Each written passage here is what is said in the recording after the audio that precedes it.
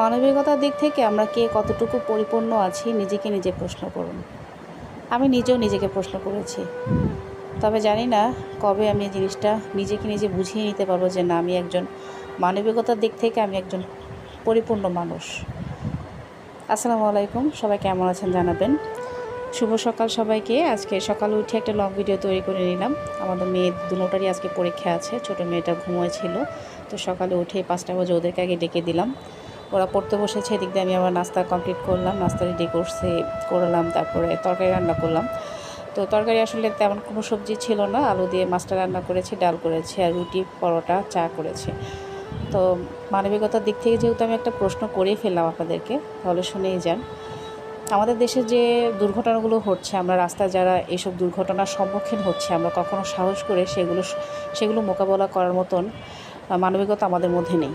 আমি নিজেকেও প্রশ্ন করি, যেটা আপনাদের কাছে প্রশ্নটা তুলে ধরেছি, যাতে আপনার মধ্যে আছে কিনা মানবিকতার শক্তিটুকু, সাহসটুকু আছে কিনা। আপনার সামনে কেউ একজনকে মেরে ফেলবে আর আপনি ধরবেন না, শুধু দাঁড়িয়ে দাঁড়িয়ে দেখবেন, তাহলে এই জিনিসটা আমাদের মানুষ হিসেবে আমরা কতটুকু পরিপূর্ণ।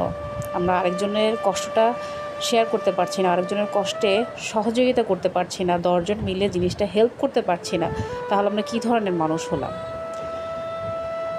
বলতে হচ্ছে, কিছু করার নেই। 2005 সালে আমার বাবারও সেম একই কাহিনী হয়েছিল, বাট এখানেও তো একজন ব্যবসায়ীকে নির্মমভাবে হত্যা করা হয়েছে। আমার আব্বা আসলে অ্যাক্সিডেন্ট করেছিল। তিনি ঘন্টা থেকে, যেটা শুনেছি আমি, তখন তো আমি আরও ছোট ছিলাম, নিউ 10 উঠেছি, মাত্র পরীক্ষা দিব, 9 থেকে পাশ করে নিউ 10 উঠেছি। সেই মুহূর্তে হঠাৎ করে যে আমার বাবাকে কীভাবে হারাতে হবে আমি কখনো কল্পনা করতে পারিনি।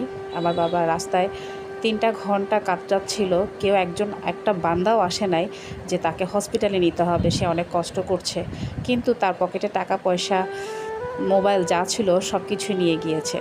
এগুলো হচ্ছে মানবিকতার রাস্তার মধ্যে পড়ে, তাই না? তো যাই হোক, আমি আসলে এসব চিন্তা করলে আমার অনেক খারাপ লাগে যে রাস্তাঘাটে একটা মানুষও নিরাপদ না। আশেপাশে মানুষগুলো হচ্ছে তাদেরকে খুন করবে, যারা অ্যাক্সিডেন্ট করবে, তাদেরকে আরও মৃত্যুর পথে ঠেলে দেওয়ার মতো। তারা কখনো হেল্প করতে আসবে না। কেন? পুলিশ কেস হবে বা পুলিশের সমস্যা হবে। হয়তো বা 2-1 জন আছে, যেমন একজন ব্যবসায়ীকে যখন তারা হেনস্থ করে একবার মেরে চলে গিয়েছে, তখন একজন রিক্সাওয়ালা মনে করলো যে না, আমার তাকে হেল্প করা দরকার। এত মানুষ ছিল, কেউ হেল্প করে নাই। ঠিক সেম আমার বাবার ক্ষেত্রেও 3 ঘন্টা পর একজন ব্যক্তির মধ্যে